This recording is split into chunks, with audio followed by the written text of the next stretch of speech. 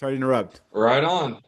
Well, thank you, Tyler, very much for having me today. My name is Peter, Movies with Peter on Instagram. I guess for me, I grew up in the tri-state of New York City, moved out west when I was 20, had a blast, soul search, became who I am today. Movies along the way always inspired me, especially when I was a teenager with Star Wars, and I was very fortunate to catch every phase from original cuts to special editions to prequels, the whole circle of life, if you will. And stories like that is what inspired me to go out to California because there are so many adventures that you have throughout the saga that just make me wonder what's out there in America. And so that's a little bit about me. I'm a painter in my spare time. I'm also an accountant by day, and I really love nature and I go hiking. That's a little bit about me. Dude, that's awesome, man. I love I read this quote from what's his name? God, I'm totally blanking on his name. The guy that was he was Ken in Barbie. What's his name? Blade Runner. Ryan Gosling. Ryan Gosling. Yeah, Ryan Gosling. I'm totally spacing his name, but he was like people go out to California because that's where like people's dreams come true is in California. And California gets railed on so much just like by people that live in the all of the United States and California this, California that. But I mean, you spend 10 minutes in California, apart from the traffic, just how beautiful it is, the beach, the mountains, the bears. And it really is like it's a place where dreamers go to fulfill their dreams. And that's how you and I met is I saw your post and you were out there doing a Star Wars tour like out in LA, or like explain a little bit to our audience like what you're doing out there. Oh, for sure. And when I lived in California, it was primarily Northern California. We're talking San Francisco to Oregon, the real like nitty-gritty of redwoods, mountains, Mm, rivers, foggy oceans with big rocks and all that stuff, beautiful. where you feel like you're on the moon sometimes. It wasn't necessarily a Star Wars journey in a way, but in the Star Wars itself maybe inspired the trip in a way. Also, King Arthur. I called it Avalon because in the King Arthur realm of his stories, Avalon was his last crusade. And so I went out there recently because I've been itching to either see some things again that I used to see when I lived out there or do some things I never got to do when I lived out there. And I never got to Lucasfilm during my time when I lived out there. But I said to myself, try to make that like the grand finale of this 3 week adventure. And so I started in San Francisco. I got my jet lag adjusted. I had some old friends from the past. I partied my ass off. Nice. Blacked out a couple times, not gonna lie. Went out to Mount Shasta. I'm not sure if you're familiar with it. It is a holy mountain out in the middle of nowhere north of Sacramento, surrounded by some enchanted lakes, pine forest, real fresh air, if you will. And I started hiking that, moved my way out west to Endor because that's where they filmed Return of the Jedi in Humboldt County. Same thing with the Lost World from the Jurassic Park saga. So I got to chill in the redwoods, explore. I collected rocks and dirt just because I think of these places as holy, stomping grounds. But the grand finale of all this nature, all this hiking that I did over these like 2.5 weeks was getting to Lucasfilm and getting to the Yoda fountain. And if you go to Lucasfilm, the facility in San Francisco, there is this fountain with Yoda just sitting on top of it. Water's just purifying out of him all day. But to me, it was like the grand finale where I took all the rocks and elements of my journey and put it in this pond and said, came back to, Star Wars basically, because if it wasn't for the saga, it wouldn't probably inspire me to live in California to begin with and also go on this crusade, if you will, for me that I just had. Yeah, so it wasn't like a Star Wars journey per se, but it was sure as hell just as epic. I will say that. That's cool, man. a lot Yeah. of a lot of force moments, if you will, like unexpected, like symbiosis moments that you would only see in the movies too occurred. So yeah, so I didn't get a tour. I walked into Lucasfilm though. And they were like, "Excuse me, sir, do you have an appointment?" I'm like, "An appointment? Oh, I thought this was just like you could walk in." He's like, "Oh, well, you can look at the shelves if you want." So there were like a couple mannequins. Like there was an R2D2 replica in the hallway, which was kind of cool to see. There was the Wampa attacking Luke on his Tauntaun sculpture that was on the coffee table, which was really cool to see. Um, and I guess it was a special request from Lucas, but I guess it was the creator of the original King Kong, like a statue of him in the whole room. So it was kind of interesting seeing all this Star Wars, but then here's this huge King Kong piece. So I guess it affected him when he was like a young filmmaker. Dude, that's cool, man. Huh? I had no idea. That's God, what a beautiful like odyssey you took and like how Star Wars inspired you to take it and yeah, yeah. That's why like I just it made me excited to like talk to you because we've been like bombarded with Star Wars content ever since like Disney took it over, some good, some bad, and I'm excited to like talk to you about it and kind of rank kind of where our Star Wars films are like on our ranking. How I picture it going, and you can adjust if you want, but there's the three prequels, the three originals, the three sequels. I've got Solo and Rogue One included in there as well, and then every third number, I have a Star Wars question for you, so the audience gets to know a little bit about you and I, and some maybe like our favorite character or a hot take or something like that. And I have it. I will start with you. You'll tell me your least favorite Star Wars movie. Tell me why.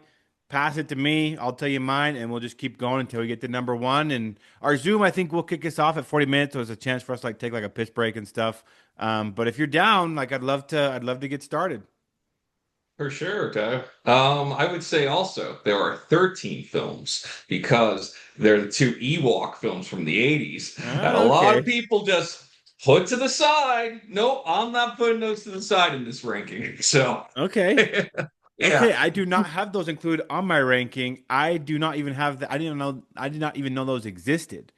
And they so, only had, I think, one DVD release, and it was like a two on huh. one DVD. And the VHSs do exist out there if you look on eBay, but they're like $100 each, some of those. God. Okay. Well, I'm making I don't note. know why Lucas he either wanted to like slowly put that under the rug over time Are they or are they, what.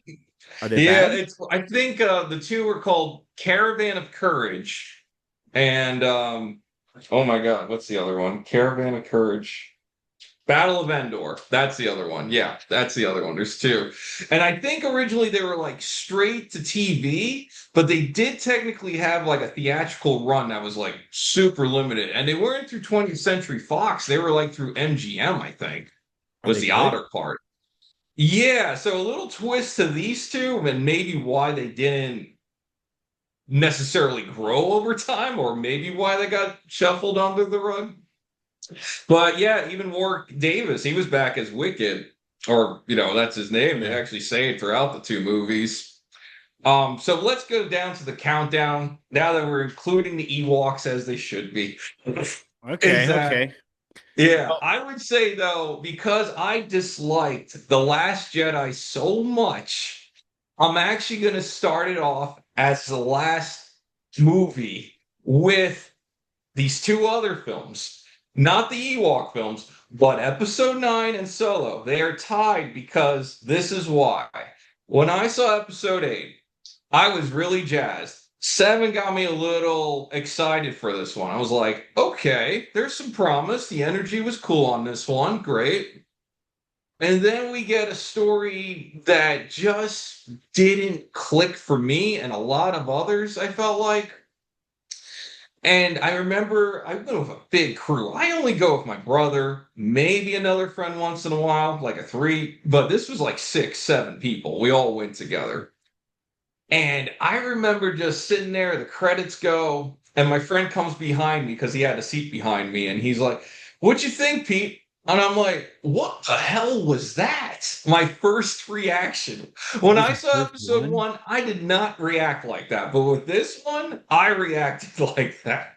And it hurt me so much, like as a fan, believer, if you will, I boycotted 9 and Solo. I still never seen both of them from start to Really? finish. Okay. No. I said, you know what? You have enough of my money, Disney. You don't need any more. Because I'm Okay. out of here. Yeah. So so your last one is Last Jedi, correct?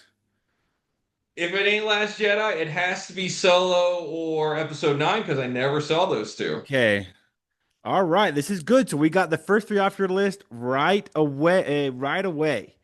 Okay. 'Cause- so why I gotta ask why and like there's so much content like on the internet of like why Last Jedi was not well received. But I just want to know like for you, because I'll be honest, like when I first watched Last Jedi, and Last Jedi is not last on my list. And I'll tell you my list in a second.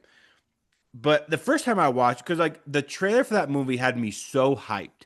Like the cinematography in it, like on the planet with like the salt and the red, Kylo Ren like extending his hand to Rey, Snoke torturing Rey, Luke training Rey. I was like, oh, this is gonna be awesome. This is like because Force Awakens, I feel like gave you enough of like plot threads that were there, but you didn't know about to like get you excited. And the first time I watched it, I was like, I thought I really liked it. I really did. And then I went back and I was like, that training montage between Luke and Rey was not what I expected. Um, Yeah. I liked how they killed Snoke. Like I had no issue with that. Like yeah, kill that guy, make Kylo Ren like the big bad guy. I was okay with that. The last fight though is what got me the most. Where I was just like, that's it. Like I wanted like a Luke Skywalker Kylo Ren duel, like to the death, like on that salt planet where Kylo Ren wins or whatever. But whatever. And when he wasn't there when I first watched it in theater, I was like, oh, that's a twist and like but the movie was so full of twists, I almost like got tired of the twists. And at the end, I watched it the second time. I was like, no, I don't like that. I wanted a freaking brawl between Luke and his nephew, and it just didn't happen. And that's when I realized that like Last Jedi, I thought was up here first watch because the hype had me up here, and just Yeah. slowly, just as time went on, was like, no, I don't like that at all. Yeah, I think as the days or weeks went on afterwards too, and there's always new movies I see now where I'm like, you know what, maybe that was a star less, like a week later. But that one, the Luke fight at the end, I don't care who died, just do it to the death, guys. Like I think we all deserve to see Mark Hamill give us one more battle in person. We had Alec Guinness for Obi-Wan. Luke couldn't even have his Yes. moment like Alec Guinness, Yes. like passing away in that light as Obi-Wan did. Yeah, because I don't have any issue with like the storyline of like, well, he fails and he goes into like being a hermit and all this different stuff. Like, I thought like they could have taken that somewhere, but the fight is what I wanted because this guy, like this motherfucker, he walked into a room 30 years earlier with Darth Vader and the Emperor, and that motherfucker is the only one that walked out of that room with all of his limbs intact. And then Yeah. like 30 years later, he has a chance to really go and like just have a, it's like yeah, I failed you, Ben, but you don't get to F with the universe in this way. We're doing this, and I'm gonna give these guys a chance to escape. And it was a distraction. He just wasn't there. I was like, no, no. I just wish it would have gone differently. And I don't think like Ryan Johnson, I know he's had like his comeback with Knives Out or whatever, but the more that Oh time has yeah. gone on, I'm just like, I don't I like think it. the other aspect too, going back to Kylo and Luke, is the middle where Luke tells the story about his training academy of Jedi, and then like he couldn't believe the vision he had and had to turn on him one night. It was like, no, that's not the whole point of the Jedi to Yep. begin with. You're killing him in his sleep. You know, you're not supposed to do, even in episode 3, yeah, Anakin's like talk about he has to stand trial about Senator Palpatine of all Yep. people. Yep. It's Yeah. like that is the epitome of a Jedi right there. His son right now is killing someone in his sleep. So, in my opinion, the Jedi cloak all of a sudden came off of Mark Hamill, Luke Skywalker in that moment. And the other part of this movie, which is not a plot hole, a story hole, if you will, is that you have Yoda show up in a hologram form. Great, cool. Where was he to stop Luke from doing that? Yeah. Or Yeah, he's there are like encouraging them little to burn the moments I books, felt but when like. it comes to murdering his nephew, he's just gonna step out of that one. Now I only saw it once. I forgot. Did he burn the whole Jedi Temple down, I think, at one point, Luke? No, I think that was Kylo and the Knights of Ren. I think I don't know if Luke burned anything down, but I know that Yoda snapped his fingers and called lightning down, which again is another, talent where it's like, God, that would have come in handy. I don't know, like in every single episode of the entire trilogy of just like have a Force ghost. Like, look, Obi-Wan, I know that you're not kind of like on my side, but or you're not here physically, you're dead. But if you can call lightning with a snap of your finger, like that would have been really helpful when Darth Vader chopped my hand off in episode, in Empire Strikes Back. So I remember that was a big criticism that people had too, is like just how the Force and like the Force, if you watch the Star Wars, like the Force does evolve. Like you have like some new things that come into play, like every now and again. But the whole like being able to project yourself across the galaxy, that's a new one. The dead Jedi calling down lightning to burn a library, that's a new one. And it's like that's just a lot to like place on an audience like all at once. I don't know. And like the kamikaze, like with when it took out like the dreadnought or whatever that was chasing the rebellion. Oh, in the beginning, I think. Yeah, well, there's some no, there was they were getting chased, and then the lady who everybody was against like turned her ship, and it got everybody on the salt planet, and then like suicide bombed this ship and split it in half with light speed. And I was like, Mhm. that like I can understand like that you want to put that in Last Jedi, that's fine. But in the rebellion, like way back in like the original Star Wars films, like there were so many crazies like in that rebellion. What's stopping just a psycho from just going out on his own and doing a light speed into the Death Star? No more Death Star. Like just it didn't. It just it's a lot. I don't know. Well, that leads us to flying Leia in space. Where is that Oh magical yeah, force oxygen coming from? yeah. You know, You're like gonna make you're her. just able Yeah, to do this. I would So, have. so why Yeah, did we have millions of clone troopers with helmets on all these years? Like, yeah, like this lady just able to survive it. Luke with the cow or whatever that was in the beginning, that was kind of a yeah. visual we didn't need. I get it, it's natural, but come on, let's be real. The other part was him tossing a lightsaber. Like, like I get the joke or whatever the intention of that shot was. Did you not realize this is his father's? Why would he just Yeah. toss his father's lightsaber? It's like, And the questions of like there was so much potential in that, like in the Force Awakens, of like Rey's like hearing visions from that lightsaber. You get that lightsaber, and it's like, how yes, do you get, like the question of like, there how did was you some get hype that going into lightsaber? this. Yes, like Hmm. Vader cut that off of his hand, and it fell in the Cloud City, and somehow it ends up like in this cantina, and Rey gets it. Like you give that to Luke in a different world. Luke looks at that and it's like, how the hell did you get this? Not chucking it over his shoulder. The last time he Yeah, at saw the that end of it was seven, he attached to, has that look like, whoa, but he just tossed it all away, Ryan, basically. Like yeah. he really did. It's The it's other the last thing I could think of why it irked me as a fan is that all the marketing trailers and even why we even showed up. Original characters. Let's be yeah. real. Like we're here for Mark Hamill, we're here for Harrison Ford, Carrie Fisher, the whole trio, Chewbacca, the droids, you name it. The problem though is they literally pigeonholed each into their own, I felt like Leia dies in 9, Luke dies in 8, Han Solo dies in 7. And of course the focus is Han Solo in 7. Luke in 8. It's like Yeah. we wanted a flow of these characters Yeah. together at one point. And I still can't believe they delayed Lando, I don't know why, until 9, which made absolutely no sense because he was a general at the end of Return of the Jedi. So where was he with the Resistance? How come his name didn't come up? Like he should have been there for the oh my God, what was that thing called? Star Killer base? Yeah. Yeah, he should have been there Oh, he for should have that been there. battle. Yep. So to me, it was bullshit that they weren't even trying to make it like a collective of the originals. Like they really were trying to say, no, these guys are it now. And it's like, No, like we're here for these guys. Like Yeah. I don't know who Finn is in 5 years. Yeah. No one does now. No. He's Yeah. just a gone character now.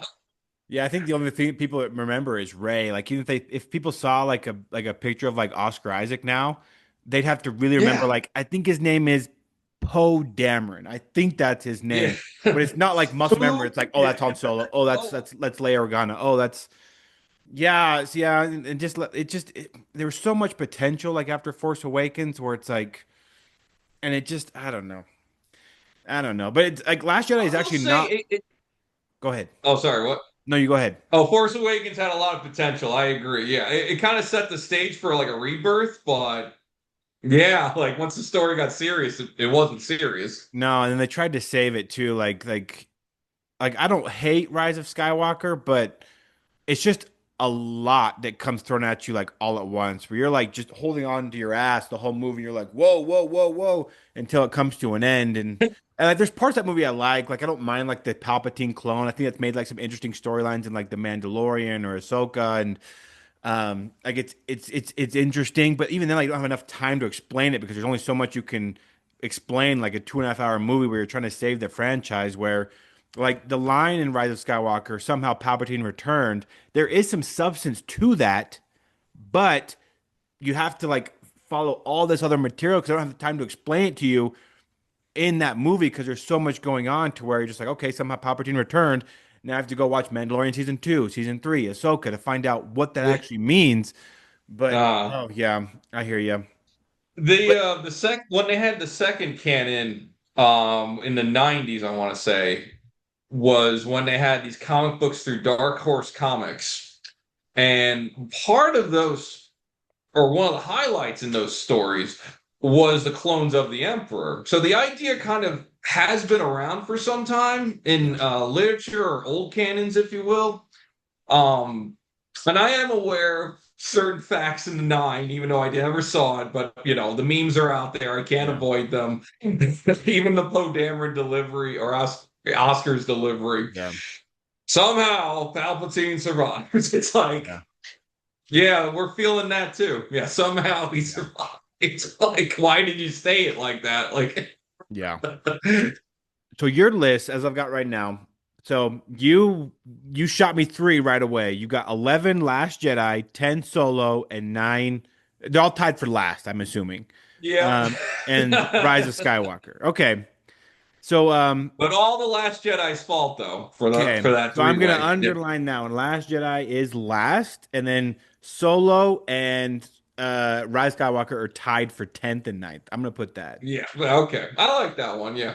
Okay. Because The Because like Last Jedi is the catalyst essentially for that, yeah. so my list on the 11th, mine last one is Solo. I just thought Solo was just a bunch of nothing. Like it's a stupid way he got his name. Like, oh, you're just by yourself. You're Han Solo. It's like that no, like Wait a minute, that's not even his birth name in the movie? no, no, they give it to Oh, him that's like lame. it's so lame and like No they have wonder like this is your last movie. no, and they have like this Darth Maul appearance at the end where like he's in charge of like a cartel or something, which could Oh, be I heard understood. about this.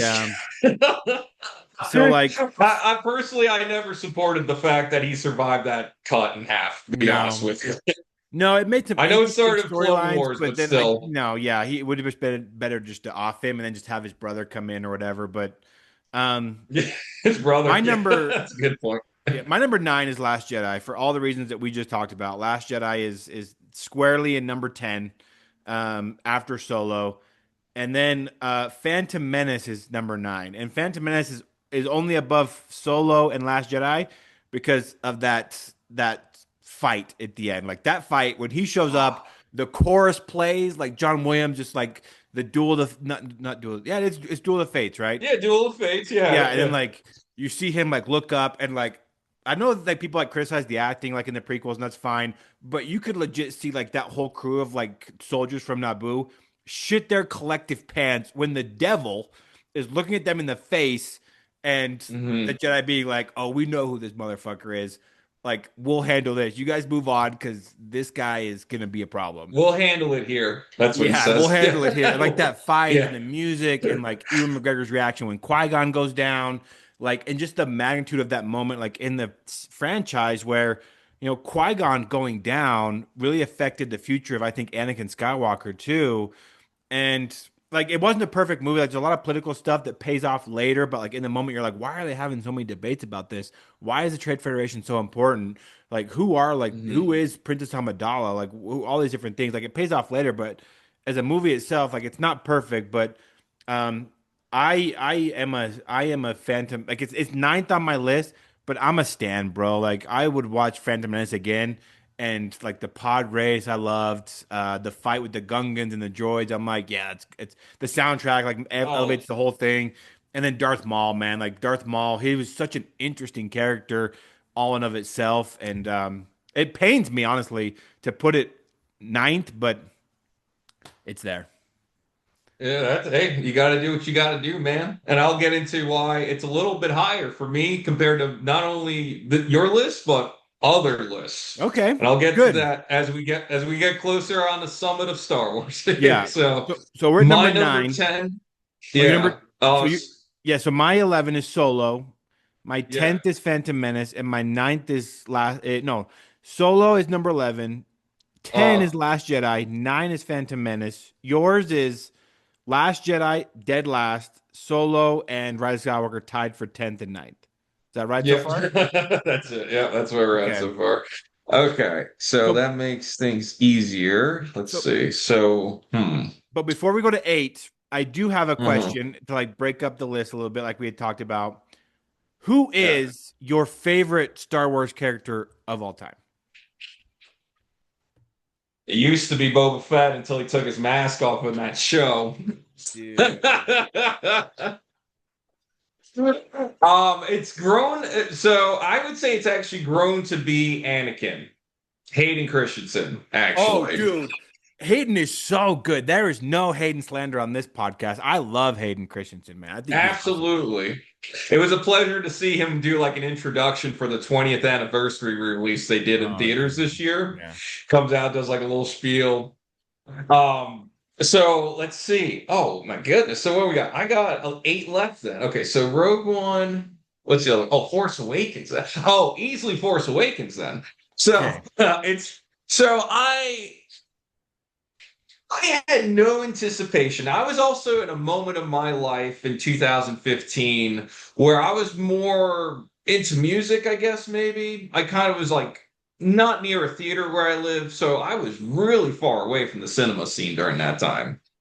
Bought the news of Seven, big deal on the internet. I'm aware of it. Massive. And as I got closer to release date, I went home for the holidays and I was like, you know what? I gotta go.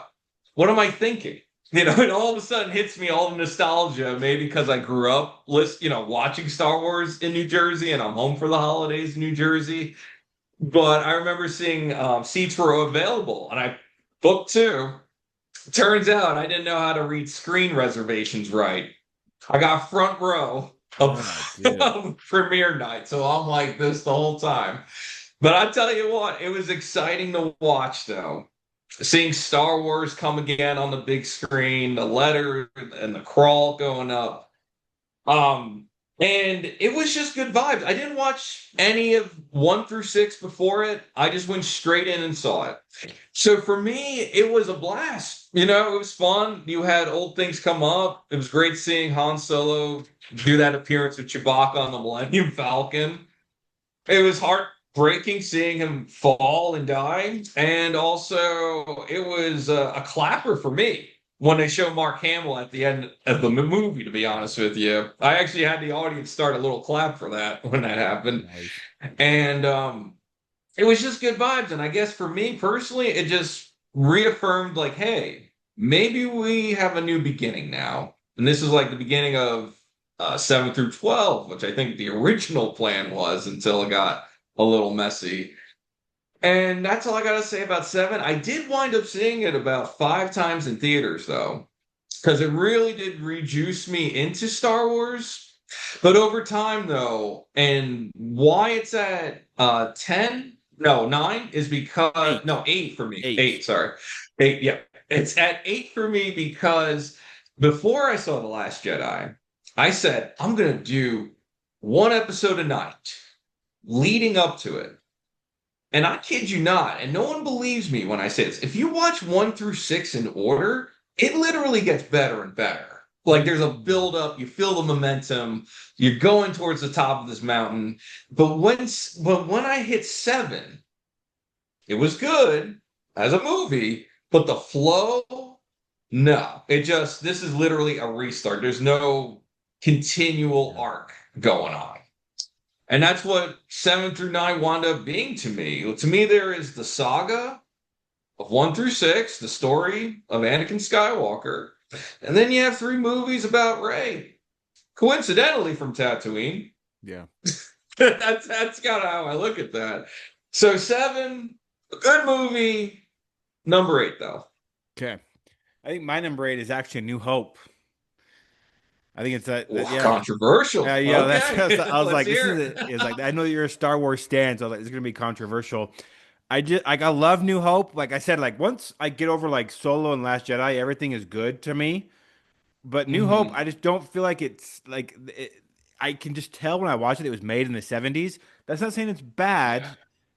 And then when I watch like the remasters, like something like the remastering is so remastered that it's like obvious, like the whole Jabba the Hutt scene. I'm like, oh, that is definitely he's definitely not talking to a real person there.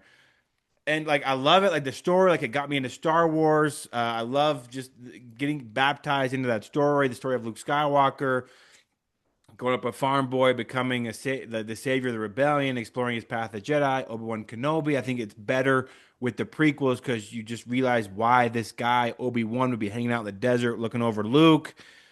And I have nothing really bad to say about it, except when I watch, I can tell it's a really old movie. And I enjoy personally watching the other ones on my list more just because they're newer. And I think a lot of people still never understood why he did the special editions. Was that it was his attempt to try to make them flow with the prequels. Like, hey, here's CGI sprinkled in, some tweaks here and there in sound.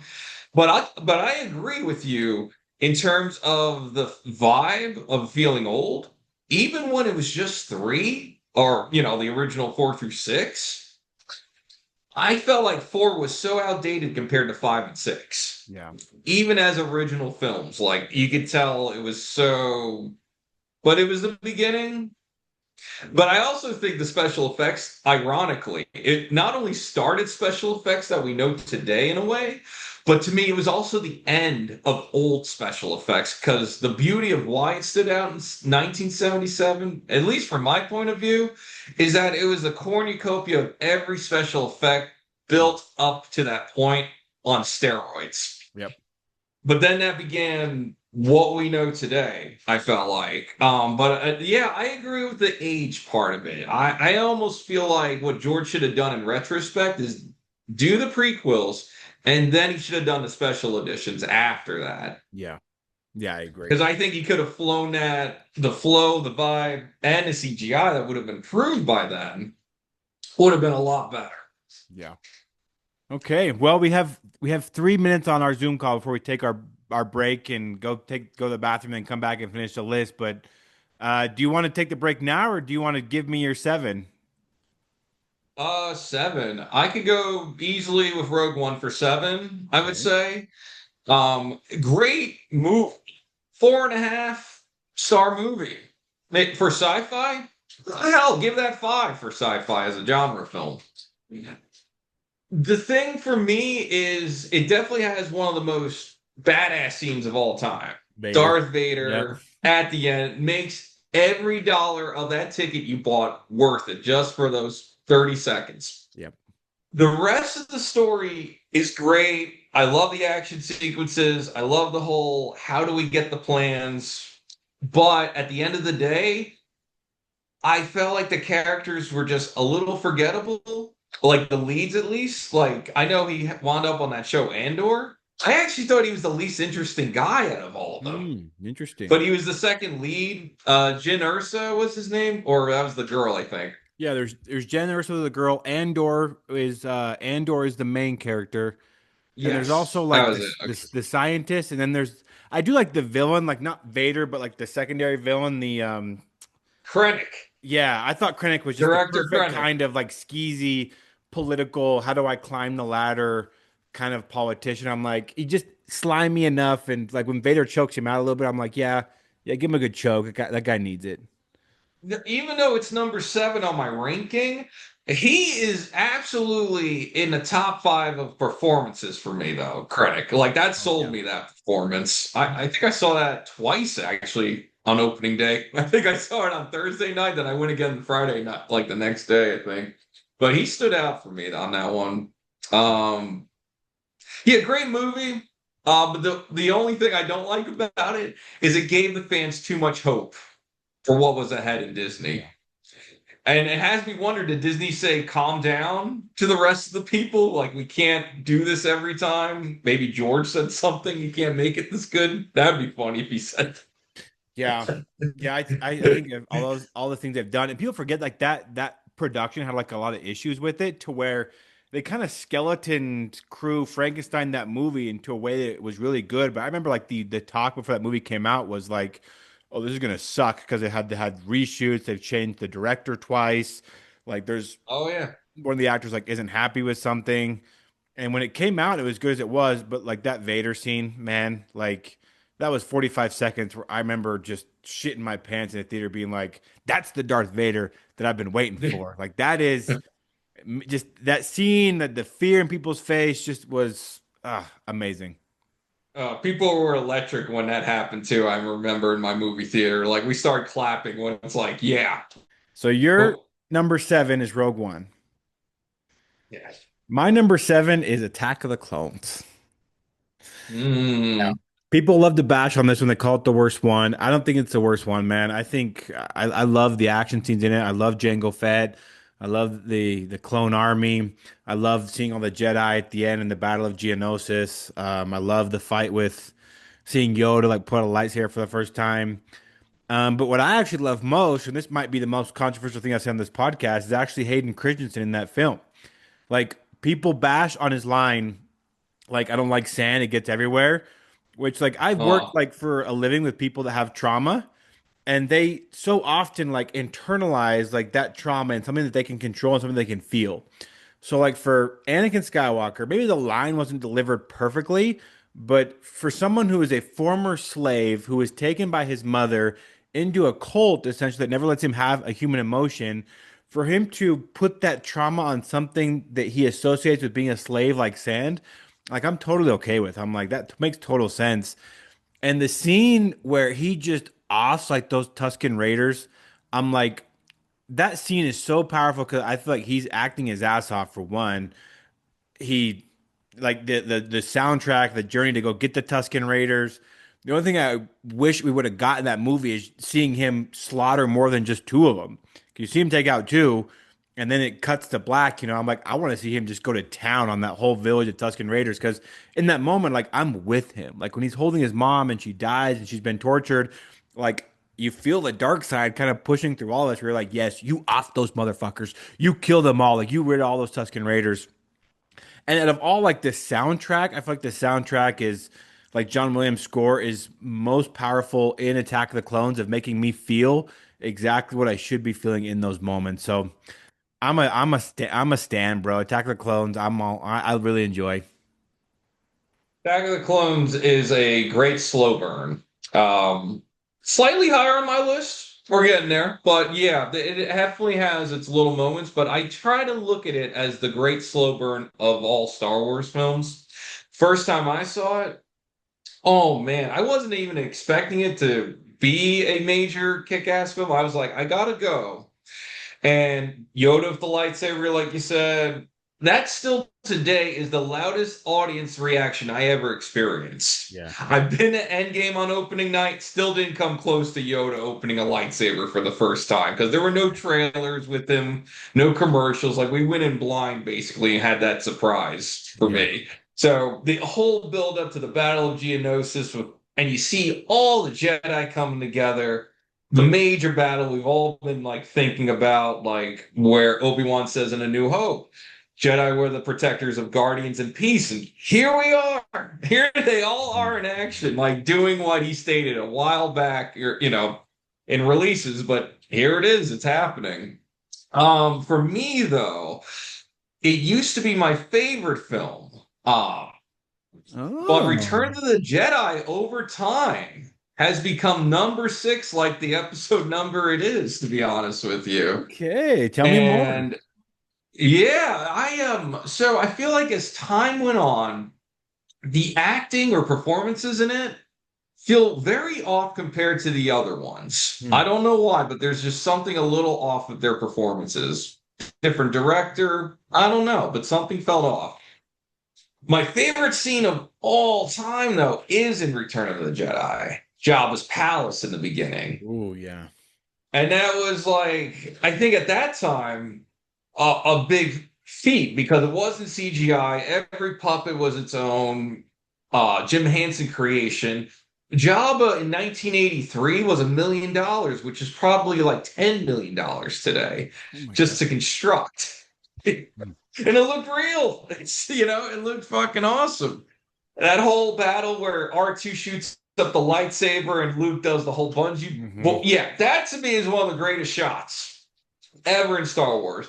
My big beef as time went on with that is that the point of the title, the point of the story is there, and there's some of the most powerful scenes in the film, but it's not the majority of the film. We're worried about a battle of Endor. Yeah. Okay, cool trees, Ewoks, I get it. The Death Star battle. It's another Death Star, the four-star killer. So it's like already Yeah. the second Death Star they're doing this. But as time went on, that's what kind of hit me as to why it's a little bit lower than it used to be. Like I said, it used to be number one for me, for a lot of different reasons. But over time, that's what made it drop. But I love the green, Luke's green lightsaber that he had, the battle with Vader, the whole Palpatine confrontation, Lando escaping the Death Star. Yeah, there's a lot of prime rib. Not a bad film at all. But I felt like I saw it 3 years ago. Was it? No, 2 years ago for the 40th re-release in theaters. And I saw The Phantom Menace last year, and this is why it's higher than this. And I'll get to that in a Okay. bit when I Okay. get there. Cool. But when I compared both theater experiences, I was like, yeah. And I aged with both, but Cool. Return of the Jedi, number Hey, six, like it is. number six, Return of the Jedi. My number six is actually Rise of Skywalker. And Rise of Skywalker, my favorite Star Wars character of all time is Kylo Ren. I love Kylo Ren. Like I know that people don't like they call him a little whiny and they call him like a wannabe Darth Vader or whatever. But like as someone that like works with people with trauma, I just see so much of like the kids that I work with represented in Kylo Ren, where they don't live up to parents' expectations, or they get so pissed off. The only thing they can do to like harness their anger is to destroy a wall, or they can get really intense, really emotional, really sad, really mad, like kind of in like the same 30 seconds. And so like watching his story like play out like throughout I think the sequels have so many problems like as we've talked about like the sequels are what makes up the lower part of your list and a good portion of mine. The thing that I think salvages them is Kylo Ren. Like I love his character when he turns into Ben Solo. I love the conversation he had with Han Solo in Rise of Skywalker. Um, I think he was a villain that was not quite as intimidating as Darth Vader because Darth Vader obviously he's like 7'5". He got that breathing thing going on like the whole time, but like his James Earl unpredictability to where Jones. yeah, like Yeah. he's gonna off his dad in one movie and then save his mom kind of on a whim in the next one. I just love his character. I'm a big Kylo Ren stan. And so his performance, Adam Driver's performance as Kylo Ren, kind of meeting its climax in Rise of Skywalker, push Rise of Skywalker all the way up to six for me, despite like the pace, despite the weird ending of like Rey Skywalker, despite Palpatine return somehow. Like Kylo Ren for me, with all of that epic lightsaber with the things on the side, push it all the way up to number six for me. Say this, since I never saw nine, I will one day. But the point is this, though. I felt like even just with seven and eight, Kylo had the most consistency in character from Yes. both in within both films. So in a way, it could be his trilogy. I call it the Rey trilogy with how it appears, but it could be could Yeah. be just the Kylo and Rey trilogy too. That's a great point too. Like Kylo, his like just you think about like Han and Leia having a kid, like how much potential that would have. Like the smuggler who's so intelligent, so brave, despite like him wanting to kind of take his money and run. The daughter of Darth Vader, of Anakin Skywalker, this princess, and they have this son with all this potential, and like the weight of that pressure turns him into a villain that kind of climaxes like with his uncle kind of trying to kill him at one point. Like it's weird for Luke's character, but if that is the way the story went, it would make sense where Kylo's like, "Whoa, uncle, like why are you trying to kill me? Like I know I remind you of Darth Vader, but I'm not him yet." And Luke, despite him trying to prevent the next Darth Vader from happening, kind of shoved his nephew into becoming that next intergalactic threat based on his own actions. Like I would like The I think it would be distrust. accurate of being like that sequel trilogy is kind of Ben Solo's trilogy, and so I think his performance alone pushes up to number six for me. But number five, man, what's your number five? Five. Okay, so going back to Attack of the Clones, this is number five for me. Okay. Like I said, I felt like this is the slow burn of Star Wars. The first time I saw it, it was like after the Phantom Menace. And I was not a hater when it came out. I was just like dumbfounded is a better way to put it because it felt too ahead of its time and it was very opposite in vibe, to four through six.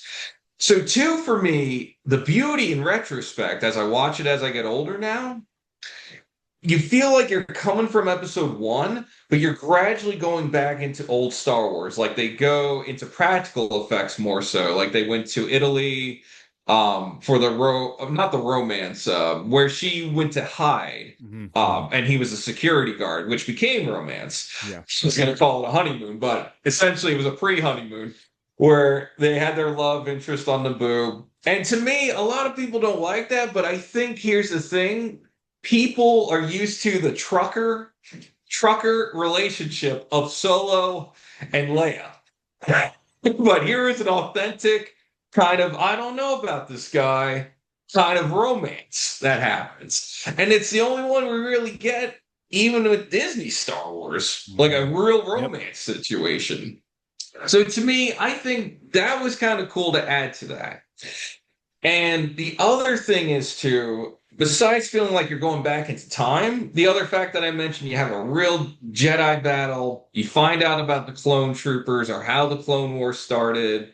Yoda with the lightsaber for the first time, and you really start to see the deceit of the film. Like Count Dooku presents himself, or I forget what his original Jedi name is, but then you find out he's a Sith Lord and how he's actually like a middleman for the Trade Federation and the Senate, messing around, with everything. Um, so to me, that was just one of those awesome films. I felt like when it ended, when I saw it for the first time, I kid you not, I will never forget this in '02. When it got to that wedding scene with the hand touching her, I Yep. was like, Yep. not only doing the finger moment, like, fuck, there it is, like the robot hand, but also like, it's over. Oh no. And then all of a sudden, dun, dun, dun, dun, I was Yeah. like, oh, fuck, that was Yeah. good. It's like, what? I want more now. Like, Yeah. but that sold me to stay on for three. Like, because one was like, I don't know where this is going, but that solidified, yeah, Star Wars is here to stay for Yeah. me when that came out. I know I ranked that a lot higher than most people. But for me, that's the vibe I got out of that. We're like coming out of the past and getting into the present slowly but surely. Well, I like that our lists are like our lists are not conventional, like which I like. Like it means that we can actually Yeah. think and feel for ourselves and it impact us differently as different people. I will say this about Mhm. Attack of the Clones. The Jedi, they sent him, Anakin, to protect Padme, right? And they're like, don't fall in love with her. Every scene that she's in, she looks stunning. She's dressed stunning. They're in Yes. Italy, like the most romantic place on earth, which whatever equivalent that is in the Star Wars universe, the beauty Oh, there. They're alone. She looks amazing in every single scene. How do you blame the guy? How do you blame the guy? The guy just she just looks amazing in every single scene. So Good for her for falling in love and finding happiness. My number five, bro, I think is The Force Awakens. Again, Wow. like I'm a Kylo Ren stan. I love Kylo Ren. I love the reveal of like he's Han and Leia's son. I think that added like an intrigue because when the trailer first came out, I was like, that there's no way that's Luke Skywalker because Luke Skywalker was nowhere in the trailer. No one talked about him, and to have like this hooded figure that's causing havoc, I'm like, he didn't turn bad. There's no way. And when it's revealed like that he's Han and Leia's son, that interaction with Han Solo where he kills Han Solo like the fight at the Hmm. end where like Ray kind of like summons her powers and beats him. I'm like, I don't know how realistic that is because Kylo Ren he's been trained. He's leader of the Knights of Ren. He should have kicked her ass. He should have. And just like I remember leaving the theater being like, there's so many ways it could take this story. And then like just the disappointment with Last Jedi and Rise of Skywalker.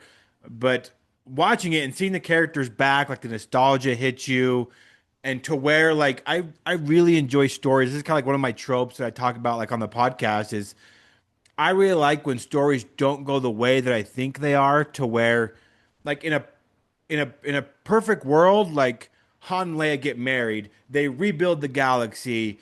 Ben Solo grows up to be like this champion of like human rights or whatever because he's the son of Leia and Han and Luke Skywalker rebuilds the Jedi Order and you go back into this world after Return of the Jedi, and things just didn't play out the way that they expected. Like Han and Yeah. Leia are they're like Han had a panic attack. He went back to smuggling what he knows best.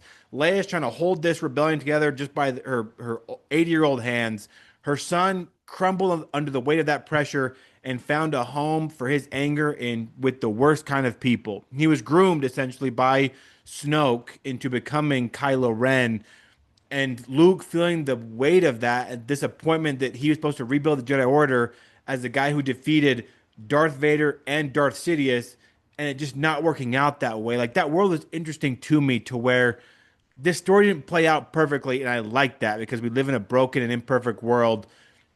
And when I walked out of the theater, I was just happy. I was like, I'm excited of what Star Wars could do with this, despite them killing off Han Solo. Which, if you know, like the story of Harrison Ford, like that guy is tired. Like he is like, I want to do a bunch of stuff with Yellowstone and Taylor Sheridan. This whole Star Wars thing, I just don't. I'm just tired of. And I just remember, I just really enjoyed. I really enjoyed that in the theater for the first time. So that's why it's number five on my list. Well, Harrison Ford was always kind of like that, even in the beginning. Like we weren't even sure if That's he wanted true. to do Return of the Jedi, and that's why they froze him in carbonite. And that's That's true. one thing I forgot to mention why Return of the Jedi is six on my list is because, like The Empire Strikes Back, the first 20 minutes of the film is devoted to the real life actors' decisions. Yes. Like Mark Hamill in Empire Strikes Back, he had an accident, so we had to make this whole Tauntaun scene to explain his scar. Great. It was great. I liked it, but don't get me wrong, both scenes only exist.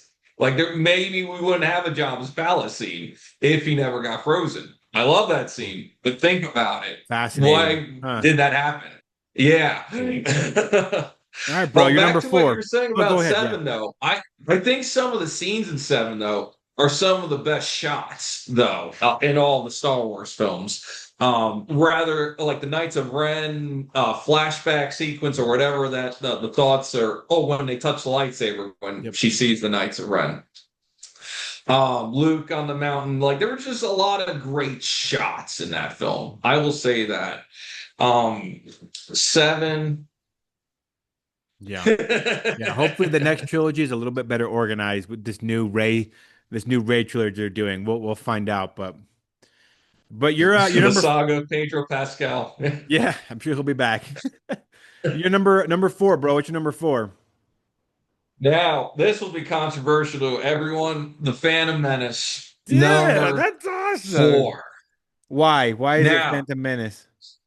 this movie, I think, aged the best. And it came out the worst. And from my experience, here's what I think happened. You have four through six.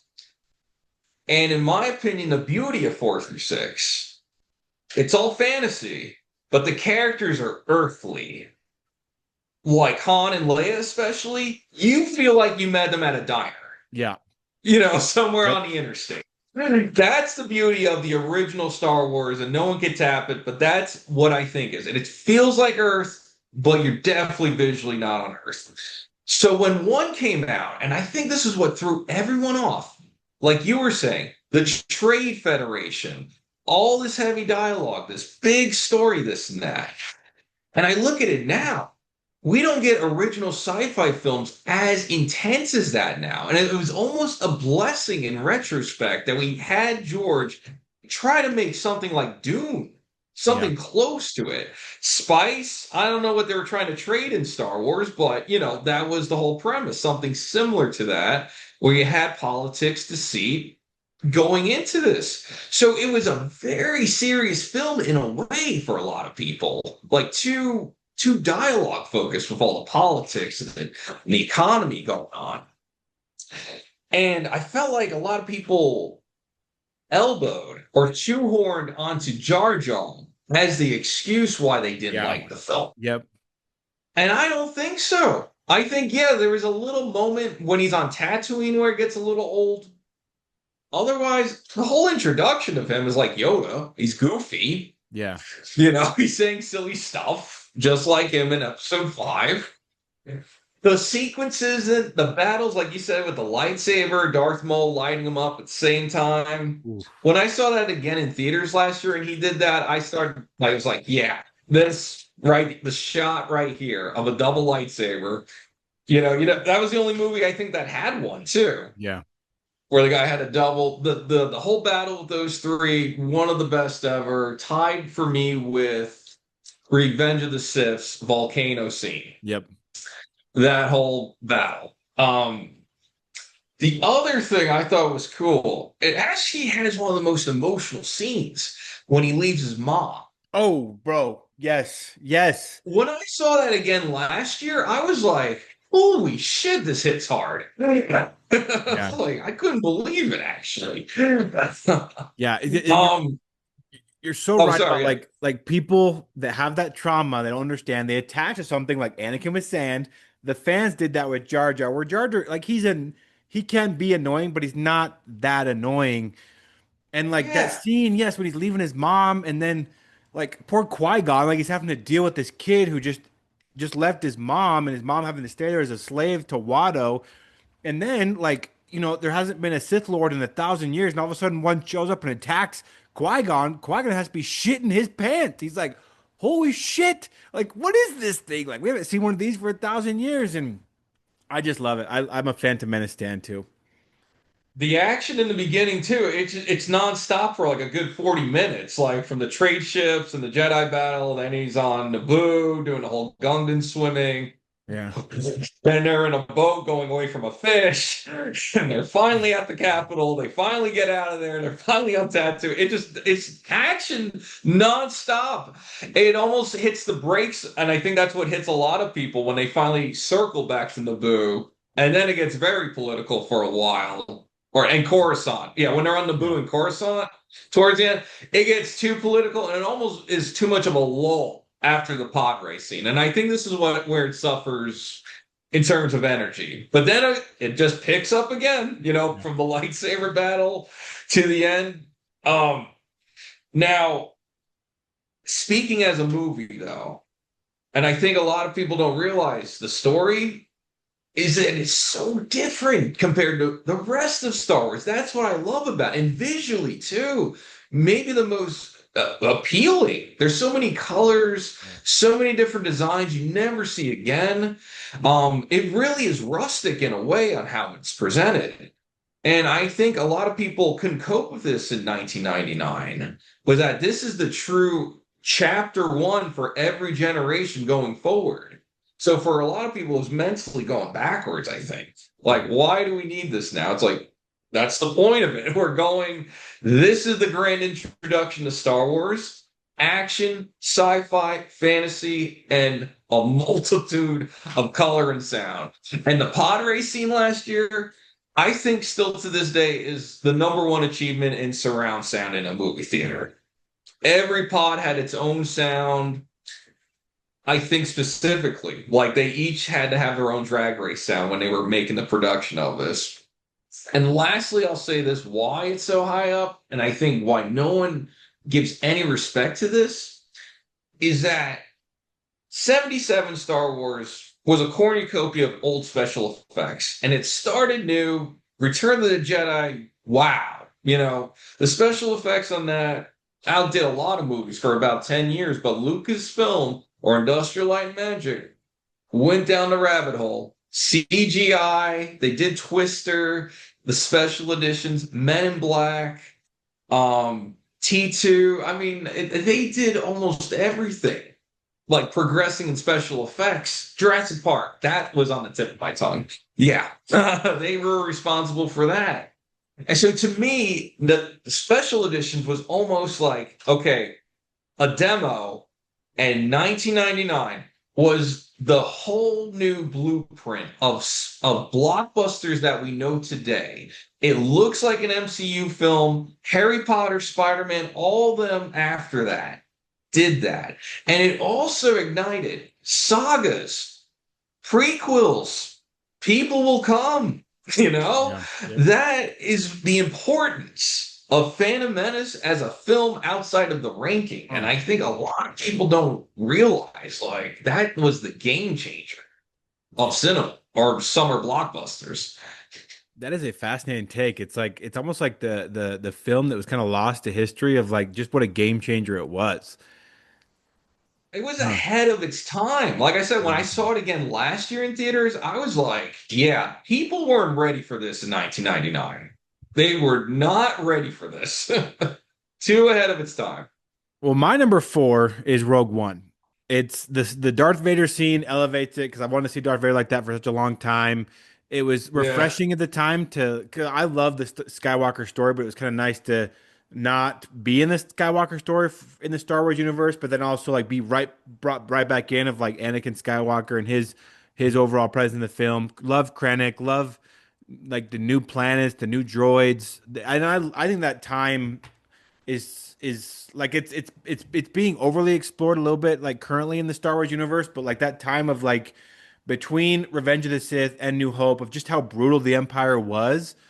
Like I think I just really found that interesting at the time, especially, and like seeing like Disney has their problems, right? Like Disney has obviously like they've made some good stuff, they've fucked some stuff up, but I think what they have done just a masterful job of is Darth Vader. They have taken care of that character. Darth Vader in the video games is great. Darth Mhm. Vader in Rogue One was amazing, and Darth Vader in the Obi-Wan series I thought was awesome. And bringing Hayden Christensen back and having him just really act his ass off, be Darth Vader. I think he was kind of envisioned to be in like the modern time with the special effects and the action, the lightsabers. So yeah, Rogue One gets the number four for me. It's a beautiful film with the planets, like you mentioned. You do see a couple that you never see in other films or ever again, if you will. Yeah, I forget what the last, or the planet at the end of the film. What I was don't that remember one? It the was like beach, all tropical, the but beach you planet. see Yeah, AT-ATs, yeah, but it's a cool fight walking scene, the like Caribbean, the basically. visuals of it of like seeing an AT-AT fighting a bunch of rebels on the beach. I'm like, okay, this is new. Like they're not in the snow and they're not in the sand, they're not in the jungle, not in the forest like they were in Andor. It's like, okay, yeah, give us a beach fight, like give us a beach showdown. Yeah. What was it? Even the first scene where you see her dad being a farmer, I think, Yep. on that wet planet. It was just like a gardening planet. Now, funny, I don't know. Did you read the Catalyst? It's called No. the prequel before Rogue One. So before the movie came out, my friend got the book. He read it. He gave it to me to borrow, like figure I might read it. And I was commuting to work, took the bus or the train at the time. I took the train. And, I read a little every day. And I kid you not, I finished the last 20 pages right before like the movie. Like Huh. I was like, get it done. And I walked into that. Literally, that first scene in Rogue One is like the middle chapter between the book and the movie, if you ever have the chance to Huh. read the book. Okay, I'll write it Yeah, down. so it was a two-parter for me almost, like walking into it. Like, All but right, Rogue man. One, yeah, it will stand the test of Yeah. time, that one. I think for a lot of people, like yourself, Yeah. it's definitely going to be higher for a lot of people, for sure. I understand. All right, man, we're down to our top three. Our top three, man. There's two movies that I know that are in both of our top three, so we haven't talked about them yet. But the other one I'm kind of blanking on. What's your number three? Three, A New Hope. Okay, Many reasons. It's classic Hollywood at the it end of is the classic day. Hollywood.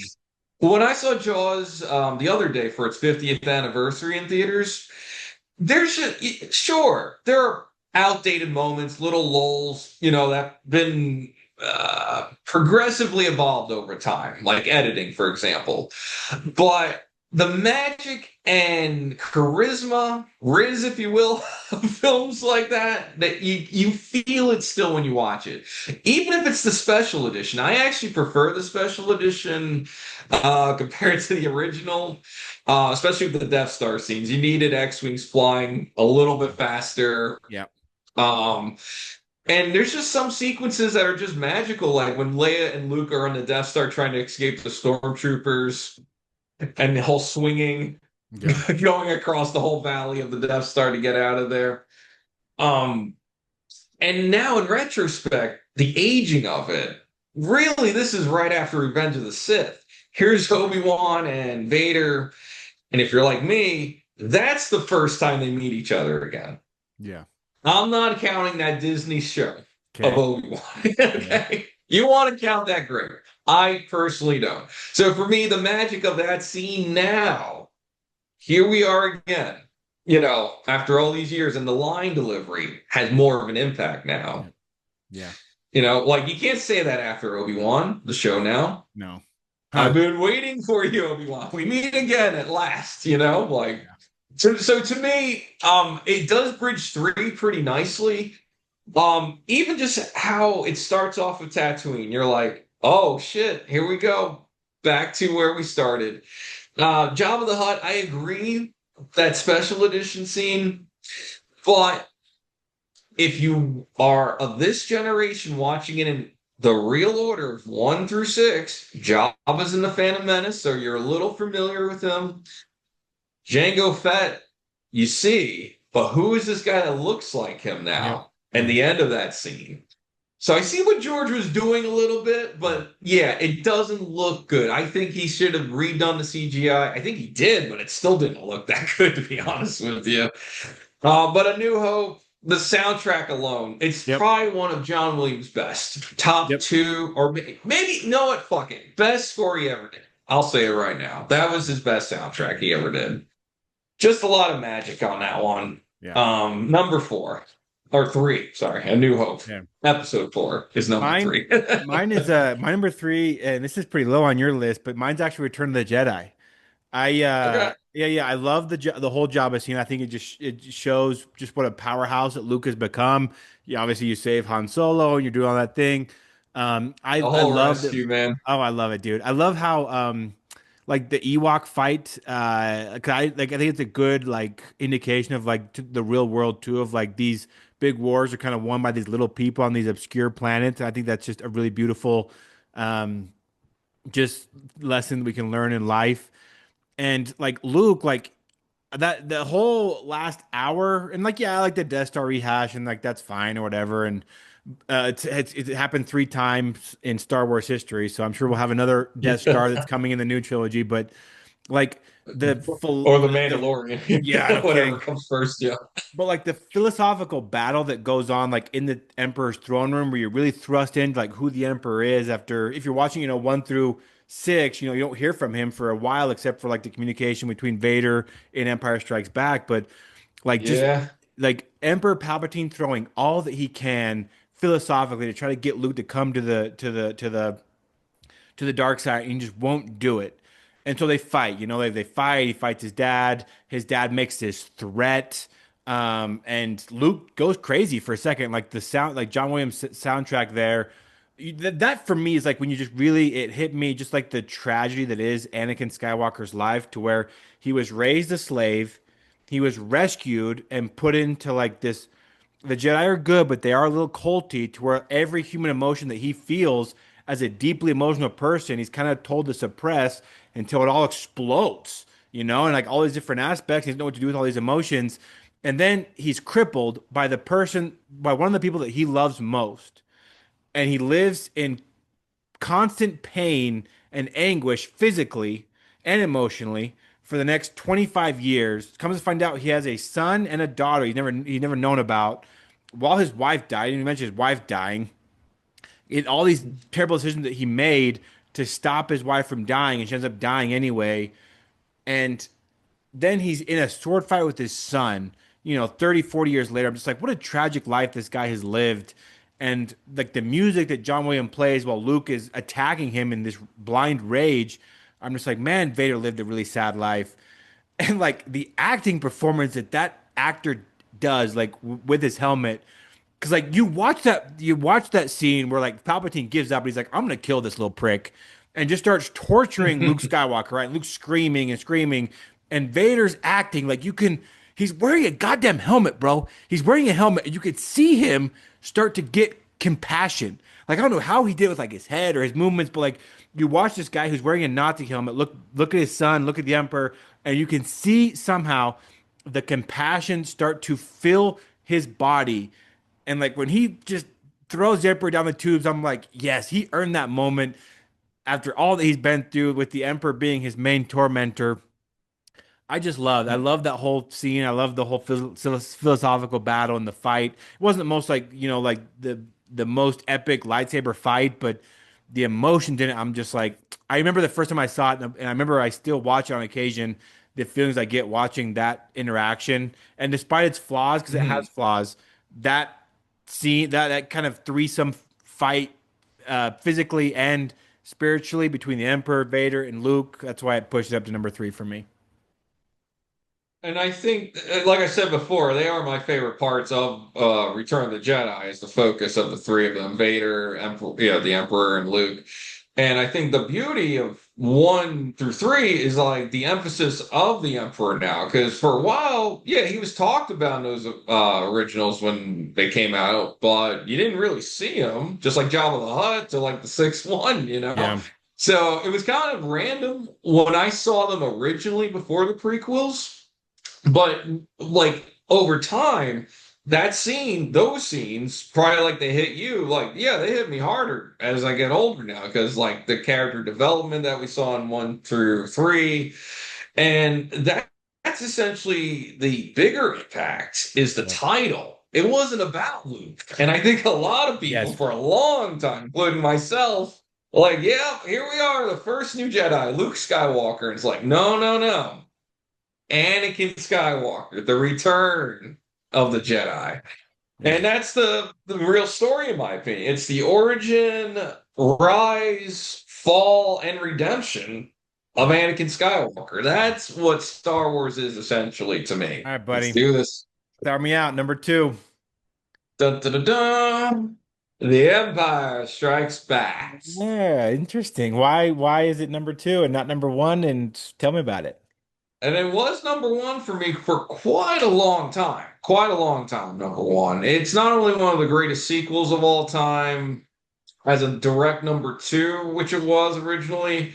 It's just beautifully crafted for Star Wars. There's just a certain magic, unlike the other ones. You get the Han and Leia romance. Like I said, it's very different in romance compared to Hayden and Natalie Natalie. Portman. Yeah. So, but still, there's that kind of magic that goes on. You have the struggles, which I think is very cool, and it's very opposite of A New Hope. Like, oh, yeah, this is the lame side of the story. We can't win Hoth. We can't win anything. Luke loses a hand. He's his father, which to me is still perhaps the greatest plot twist in history if you saw it as it came out, Yep. like 4 than 5. That to me will always be like one of the best cinema moments in history. Um, and think for me the struggle of 5 over time, why it's 2 and not 1 anymore, is Hoth. The whole beginning of Hoth. It's not so much the fact that they had to make the story up for Luke with the Tauntaun or the Wampa attacking him. It's just more so the battle itself. It's kind of outdated now, to be honest with you. The slow motion of the AT-ATs, it's very noticeable. You kind of wondered why they were so far away when they could have just landed right there with them. There's a little bit of like, where is this going the first half hour for me? In retrospect now, like as time went on. Like, so for Hoth, for me, is a little bit of a lull. However, Yoda and Luke, those moments are phenomenal. Him like being all frustrated like his father, and you understand it now, especially for me over time, as you see the Hayden Christensen scenes as him as Anakin, like him being frustrated, and he was. And here's his son having similar characteristics now. Obi-Wan talking, that was kind of mystical and cool too. The lightsaber battle is so cool now after the prequels. In retrospect, it was like, yeah, this is a battle, just like episode 4. Vader at moving the speed that he was. Yeah. But then you realize, no, he was giving him a pass and just trying to feel him out like his He son was now. fucking with him. Honestly, like that's what he was doing. Like he was like, Yeah, and so watching it now, it's even trippier watching that scene, to be honest with you. It still hits me, when he announces that he's the father. I think the whole chase scene coming out of Cloud City, Leia coming back is awesome as hell. Like like feels him. The Force is actually working for Luke. Like his skills are coming out and showing now. They're helping him rescue, getting him out of there.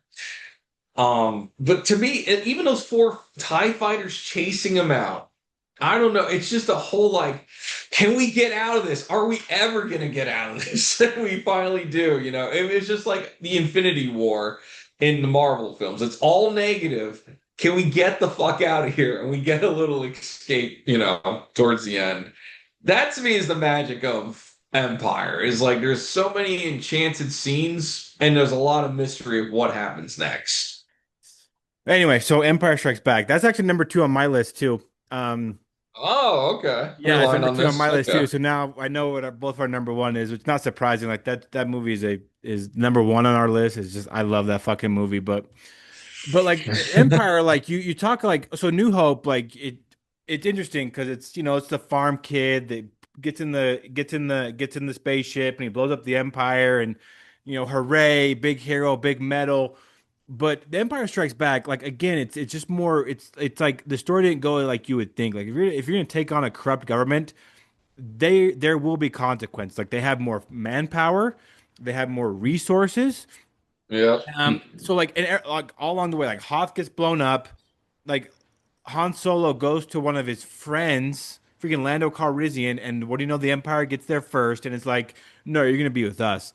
And freaking like Lando betrays him, and they put Han in carbonite, and that whole line of like I love you, and it's like I know, of like, can these guys like not catch a break, and like watching the movies from 1 to 9 or 1 to 6 or however you watch it, like Mm. there's a scene which I was watching Empire Strikes Back where Yoda he's getting into like Luke's shit and he's like chucking stuff, and then like Yep. like I love that. R2D2 is fighting with him. It's like, dude, like this guy, like not 2 movies before, he was considered the best swordsman in the galaxy. He was revered, almost like a reverence to the Jedi Order.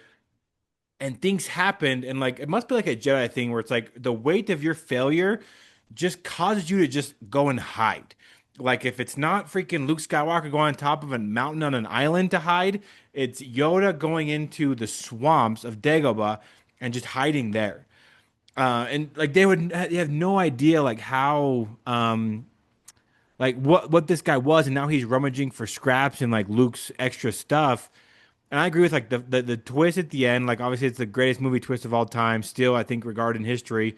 And the Mm. fight, that's when like the lesson really comes home of like the Empire striking back, where it's like you're very cute, you snuck on the Death Star, you blew it up, you get your medal, and now like Vader realizing he has a son, it's like I'm gonna show you just exactly who you're dealing with. Like I was the chosen one, and now I'm the Emperor's enforcer. I'm like this sword fight. Like I'm gonna go. Maybe you're gonna go 100%. I'm gonna go 20%. I'm still gonna kick your ass, son. And it's just like I said earlier, like I love story tropes where it's like this just didn't go the way I expected it to. That's why like I love The Last of Us 2 because that is an epitome of like the story does not it's not going to go the way you think.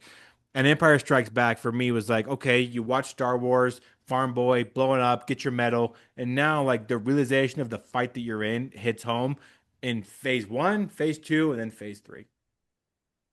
Yeah, it's like the Death Star is done, but there's still all these Star Destroyers, the Super Star Destroyer, which Mhm. was really cool to see when that originally when I first saw that for the first time, like this mega. Like I think I read in one Star Wars book, it's supposed to be like 26 miles in equivalency, the size of that. Yeah. So you're really taking your time to get across the Super Star Destroyer.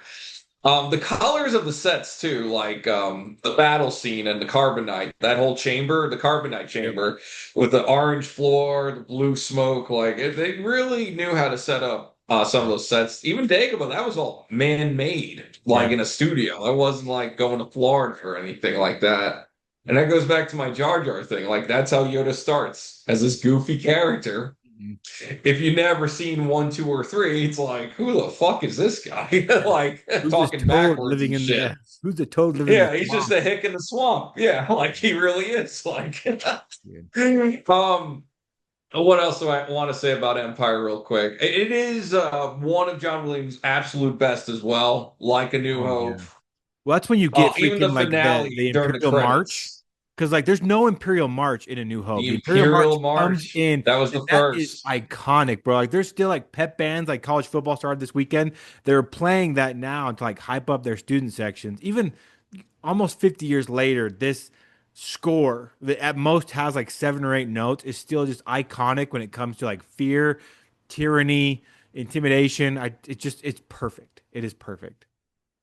I will also say, out of all the finalized original films, I thought this had the least bit of controversy in terms of the updates that it had. I agree. The only one I didn't like, or I don't mind it, but it was just like they show his Imperial shuttle, Darth Vader's like throughout the whole process leaving. It's like, I get it. He went home. I get it. We don't need to see it. Otherwise, I like the new Wampa. Yeah, it was very minimal, the changes, I felt like. Cloud City looked kick-ass with the updates, looked Yeah. like a real city. I think that's all I can say about Empire. The last part of the credits, though, if you stay till the end, that last minute is some of John Williams' best, and they used it in the episode 1 trailers. I don't think they used it ever again since, but like that last minute, his finest hour, perhaps. Okay. And that's also Just the first perhaps. appearance of your favorite Star Wars character, Boba Fett, right? That was it originally, yeah. And that's a whole nother thing too, because now you have the history of Django before, Yeah. how he got Slave One, his ship in Cloud City. Oh yeah, that ship. So yeah, but they changed his voice. I understand that. I can agree with it. Yeah. And so both are number one, which there's no surprise at this one is Revenge of the Sith. Now, Why is it you go first? Why is Revenge of the Sith your favorite movie? I think because it's not only the most dramatic, but going to a point you said about seeing the spectrum of emotions with Hayden Christensen, you really see every light of a Jedi trying his best. You see a Sith at their worst. You see the full spectrum of lights, really, the dark and the light, of the Force in that movie. And it has some of the most epic battles, the lava lightsaber battle, like mentioned before. Emperor Palpatine and Yoda, when I first saw that in theaters, we did not think you were going to get that. That was No. not in the trailers. Holy crap, I found back there right now. You have the sadness and downfall of Natalie Portman and their relationship and how he misconceived him and Obi-Wan. Great, perception of like losing it and trust. And I don't know about you, but if you ever had a paranoia episode, Revenge of the Sith really nails distrust. I mean, Oh you work yeah. in trauma.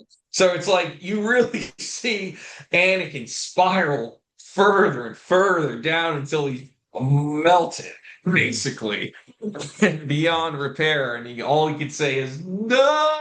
A lot of people hate that, but I felt that when I saw that the first time. I felt that. And I think the beauty of this, it was really George giving it his all on this one.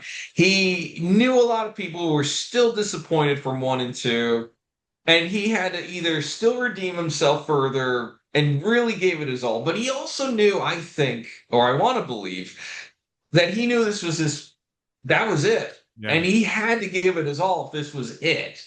And it had to work in tie four perfectly. And whatever just happened through one through two. Yeah. I have not much else to say besides the fact that the beginning is another kick-ass action Yeah. sequence with the whole battle, rescuing the Emperor Palpatine. It became even the landing of it with the fire squad coming down Yeah. onto Coruscant, and he says, "Another happy landing." Yeah. There's just a lot of little moments like that throughout the film. I felt, they were just a little bit more. And it is the most perfect Star Wars film visually in terms of using practical and CGI, because CGI in '05 was finally like mastered or gotten really good at that point. So for me, it's almost the most perfect feeling Star Wars because you really get a lot of practical, but you also get a lot of perfect CGI at this point. Yeah. Um, Revenge of the Sith, baby. And I saw it, for the anniversary this year, the 20th re-release. Yeah. Yeah, it hit harder still than 6 and 5 and 1 that came out too in the last like 3 years for me personally. Well, I think episode three, we've said this 5 or 6 times, but like John Williams, like his work in this of like again the music portraying exactly what you're supposed to feel like. Even like there's that scene where Anakin is meeting with the Emperor to meet about like saving Padme and having like those initial conversations, and the music is like almost like eerily like unnatural to where like what they're talking Yeah. about is like something unnatural. And like again, Hayden, his performance, like he's happy, he's like she's pregnant, he's excited. You see him like looking out on the horizon, he's terrified, he's crying when he turns as Darth Vader. Like that scene, which is one of my favorite movie scenes of all time, where he's marching up the Jedi Temple and you see him in his cloak. You see the Yeah. storm, the stormtroopers, the clone troopers behind him, the score. You see like him killing the kid. You're like, oh my gosh, what is this guy doing? And then I think the peak, Hayden Christensen, like the turn of like Darth Vader, is when he goes and he kills the separatists. Where he walks in, he shuts the door, the Imperial March starts playing. I'm getting chills even talking about it. And he starts See, just I used to think that too. Like that was the turning point because you see the yellow eye and all that yes, stuff. yes, But in retrospect, and I understand why people go crazy now for the youngling killing scene yeah, because that to me is real evil. Because yep, like it's one thing he killed the children of Tusken Raiders. yeah. Here he is killing Jedi children. That are That trusting to in me him. Yes, like is he's a role model to them. yes, that to Yeah, me is the that's why I clap now because that's him really becoming yeah, Vader when that that's true. lightsaber That goes is on. true. I Yeah. for But I used to film, feel the same way. yeah, Like I used to think the Trade Federation, like that's it. That yeah, he's gone now. because Like he kills him, and then like the moment where he looks at the camera and his eyes are just Mhm. like burning, and like Hayden Christensen, it's just devoid of emotion or rage or whatever. I remember like watching the theater being like, "Oh God, like I gotta hold on to something because I'm about ready to fall away." Because the stuff that he's doing is just so crazy, and like the music is helping your emotions and like the way he's portrayed, and then he commits that act and he's like sobbing, he's looking over like the lava of just killing children and killing separatists, and he's just crying. And I'm like, oh, this poor human being, like he's got so much stuff going on. He just betrayed one cult for another, and like the And he the dark. starts off strong in the movie too. Yeah, Like top God, of the world, he technically. saves the freaking president, and then when he turns into Even Darth Vader, Obi-Wan's like, like, it's your day, dude. Enjoy yeah, it. like Like you're the hero, man. Like that, like old Darth Tyrannus had me dead to rights. Like if it wasn't for you, I would have been totally fucked in the situation. But then like the yeah. scene where freaking like the helmet comes down and the breathing starts, and you're like, oh my gosh, like it's just so it's just I think Hayden Christensen just does such a good job. I'm so glad like the Star Wars fandom has kind of like cooled off of him and he's able to like make his way around the sun again to where he's like he's adored, he's cheered, he's applauded because I loved him as Anakin Skywalker. I loved Revenge of the Sith.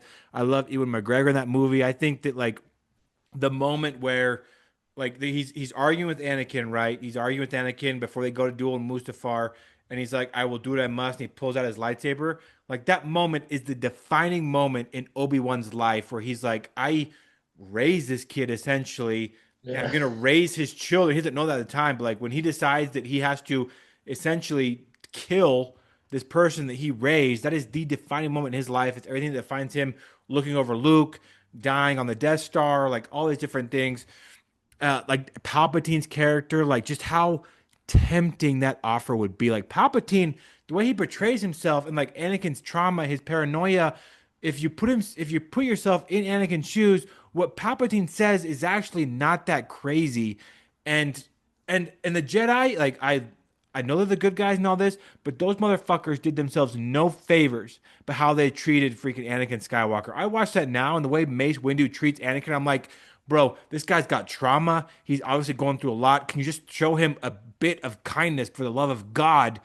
And even Well, I still, think that's the reason, though. Like they already knew that was a risk, all the yes. trauma of being a slave and all that Oh, yeah. stuff. It's like a lot of people at art school. Most people that go, they don't come from that. It's like they usually have like a free No. ride, usually. Like Yeah. so many grown men that I know have told me that have grown up on Revenge of the Sith that they'll still watch Revenge of the Sith and they'll kind of like in their heart of heart hope.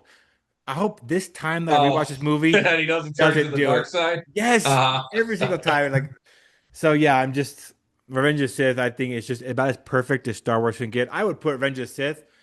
Like, you do you watch Andor or no? no, I didn't do it. Yeah, Okay, I stopped Disney probably after Obi-Wan. I tried that. Didn't really sell me okay. either, that one. So Andor supposedly is like the best thing that Star Wars ever made, and like I watched it. I'm a big fan of Andor. I think Andor is really well made and really good, and but still, like it's Revenge of the Sith for me, and then Andor probably about right here. Like there's such a wide Wow. gap, and yeah, I'm a Revenge of the Sith I stan. would also say back to your thought on John Williams and the soundtrack, and there were some new pieces in this that were really good, like the lava battle sequence, Yeah. that whole thing. That was probably the best part he added to this film. But it was also, in a way, a medley of not only the old, but everything from one and two. So it had Mm, all five and the new, all six. It's probably the only Star Wars of that six to have all six in one. dude, that's John awesome. Williams wise. He is the real MVP, man. Like the scene where it's like I knew that like the scene obviously like the March in the Jedi Temple, like that score of just like the gradual, the militaristic, like Oh, that song, yeah. that music you're like, oh my gosh. But then like when he's killing the separatists and like the chorus that hits when Anakin looks directly at the camera and like the chorus just hits your fucking speakers, you're just like, like you just can't like it just hits you so hard. Like that's what like music in movies like that is just so important. Like I just rewatched Lord of the Rings. They had a marathon at my movie theater and I rewatched it and like that's another just sound the soundtrack has such a power to elevate what you should already be feeling. And like guys damn it, like, it makes you emotional sometimes like when King Theoden is charging toward Gondor and like they're playing like the theme of Rohan, you're just like, oh God. And like the same thing in Revenge of the Sith where it's a more sinister take on music, right? But like how Mhm. music can help you feel the descent into darkness and the descent of desperation, hatred, whatever the feeling is, all these feelings he's feeling, and how it puts you just a slight bit like in their shoes. And John Williams, like Hayden Christensen does a great job of acting that out, and John Williams and George Lucas, like to his credit, like the shirt you have on, with their score puts you in a mode of like I'm feeling a little bit of like what he's feeling, like the control that he's losing, the rage that he's feeling, Mhm. the way his like again like that scene where he's crying, he's sobbing, looking over the lava after just killing the separatists, and the score again plays, and you can feel because of the score like how he is mourning his past and also he's terrified of his future and he's doing all of it in this desperate attempt to save the life of the person that he loves most And it's just great. The whole thing is just fucking great. And like, and it's a shame, he loses it in anger, just like everyone says, you lose yourself in that and hate. Now, the music again, I remember seeing that, like, not only this year, but when it came out originally, when you finally get to the scene where Luke gets delivered on Tatooine, I remember mentally both times just collapsing, like I'm going knees into the ground or something like. Yeah. It's old Star Wars. Here's an old song. Here's Tatooine. Like it was like, we're home. Like wow, the saga is over. Like I mentally collapsed both times. I felt like wait, no, this can't be it. It's this is over. The credits though, go another one too of a finale medley that John Williams does. I even have it on my phone. To be honest with you, I still play if I'm cruising. It's called A New Hope and end credits. Yeah, on Revenge of the Sith. You play it real quick. Play it so we can hear on the pod. but,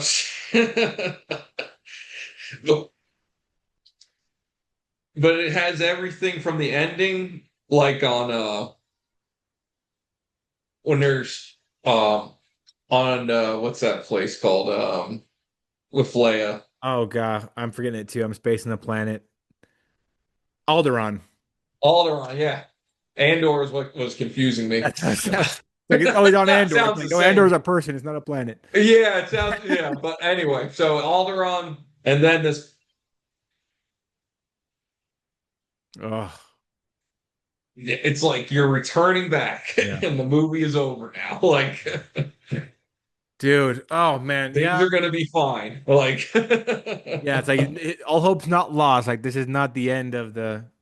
That's why Avengers is so good too. It's like the events in that movie just they echo across the entire Star Wars timeline of like Palpatine defeating Yoda, taking control of the government, the death of the Jedi. That's another like soundtrack moment of like as we wrap up where like when the Jedi are dying and Yoda can like feel it, like you feel it as like an audience member. You're like, oh my gosh, like I feel what is happening right now.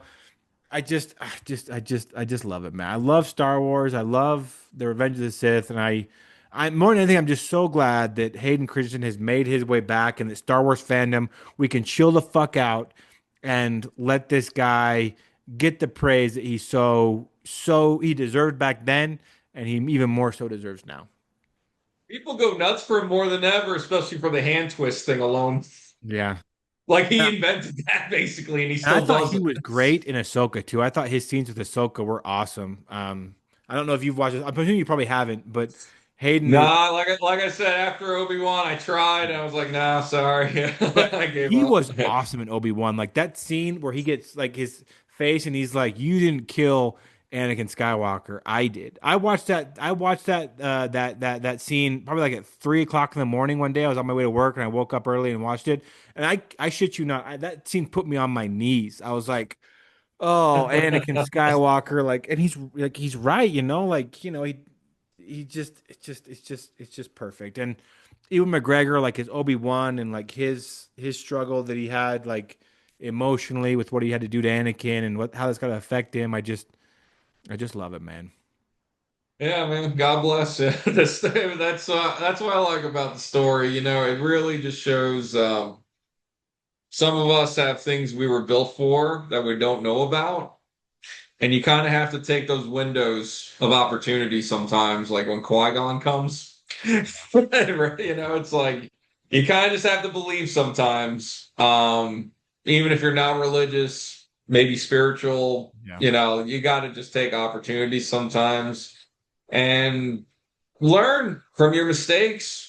That was the whole point, I felt like, of this whole story of the, rise and fall of Anakin Skywalker, to be honest with you. Yeah. Dude, I agree. Well, man, I really appreciate you coming on the pod. This will probably come out in a couple weeks. I'm just so glad to have met you and like a Star Wars fan. I wish you like just the best of luck in your endeavors with your what you told me like off screen. I won't mention it like while we're recording, but just the stuff that you got going on. But before we go, like I want to like just give one last plug to like your channels of like so people listen to this. Where can they find you? What do you do on your channels? And what do you hope that people get out of your content? For sure, man. And I appreciate the time today, Tyler. This was a blast, actually. I didn't know it was going to go this long, to be honest with Yeah. you. Two But hours. when it's Star Wars, it's Star Wars. Even when The Last Jedi came out originally, I did like a YouTube video. I could probably find the link, but I remember doing like the 15 things I found wrong. But it was still like 20 minutes, and I'm like, man, these movies still get me hard in some way or another. But in terms of my plugs, if this is my time to be on a soapbox, let's say I have three avenues at the end of the day in terms of the internet realm. As an artist, I am a painter. I do landscape paintings like Bob Ross, but I tell my own stories, my memories, if you will, before smartphones. So I paint them now. Peter the Artist. That is my thing on Instagram, and it is also my website name. It is the website is up, petertheartist.com. Needs to be updated, but yeah, it is functioning. You can find all my art on there. And Instagram, same thing, Peter the Artist. My movies with Peter, where I found you, Tyler. More so a personal blog at the end of the day, to be honest with you. I am not trying to be a critic. I am not trying to get free tickets or anything like that. I have an AMC monthly pass. That's good enough for me personally. Um, but I have been making community with people like yourself, other people like Wage Whale Broadcasting in England, Film Junkie. I'll just give a shout out while we're here. John Skywalker, Old Man Pop Tart, Norian Universe. There you go. But it's been a community I wasn't expecting, and I felt like in the beginning there was no real Instagram for movies or cinephiles. Like these reels you have now of people going to the movies. I want to say I was like, I started that. If you look at my profile in the beginning, I started like that. Here's what a movie feels like going into a theater and all that stuff. So to me, this is just a personal journal. Movies with Peter on Instagram. But my last plug, if you love heavy metal, Peter the Metalhead on Instagram. I don't know why. I love all kinds of music, but since I was a teenager, I've always had some kind of fetish or intertwining of the force with heavy metal. Like God always gives it to me somehow. Huh. Like the Who's your favorite band? people, what's that? Who's your favorite band? Of all time? Oh man. Morbid Angel. If I had to pick one off the bat, yeah. No, I think they were like the supreme kings of death metal back in the day. They really crafted it. Cool, Do man. you get down with the heavy metal? I do, maybe not as heavy as like that, but my favorite band of all time is Beartooth.